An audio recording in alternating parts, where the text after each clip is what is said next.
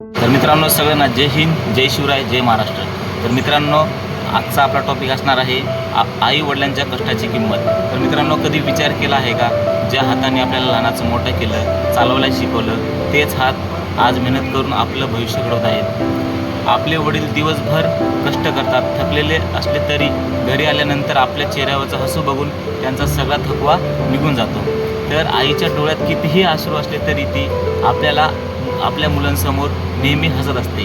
आपल्याला चांगलं आयुष्य मिळावं म्हणून त्यांनी स्वतःच्या अनेक इच्छा मारल्या। तर मित्रांनो आपल्या आईवडिलांनी आपल्याला चांगलं शिकवण्यासाठी त्यांनी स्वतःच्या सुखाचा सुद्धा त्याग केला। आणि मित्रांनो आईवडिलांचे कष्ट पैशाने फेडता येत नाहीत, कारण ते फेडता येईल फक्त तुमच्या यशाने।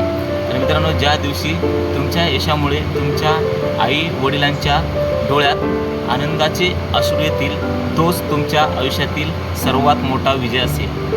मित्रांनो लक्षात ठेवा की जर आई वडिलांच्या त्यागाची किंमत कधीच मोजता येत नाही, पण त्यांचा अभिमान बनून ती परत करता येते।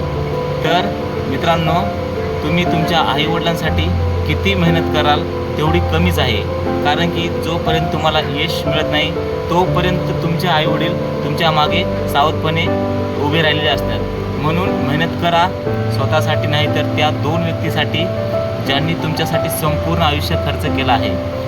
तर मित्रांनो आई वडिलांच्या कष्टाची किंमत कधीच पैशात मोजता येत नाही, कारण त्यांनी आपल्यासाठी जे केलं आहे त्यांची परतफेड कोणत्याही संपत्तीने होऊ शकत नाही।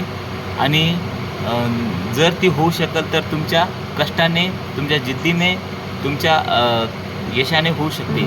कारण वडील आपले दिवसभर उन्हात पावसात कष्ट करतात, ते फक्त आपल्यासाठी आणि आपल्या मुलासाठी, कारण की त्यांच्या मुलाने चांगलं भविष्य जगावं, चांगल्या मार्गावर जावं आणि चांगल्या यशावर पोहोचावं।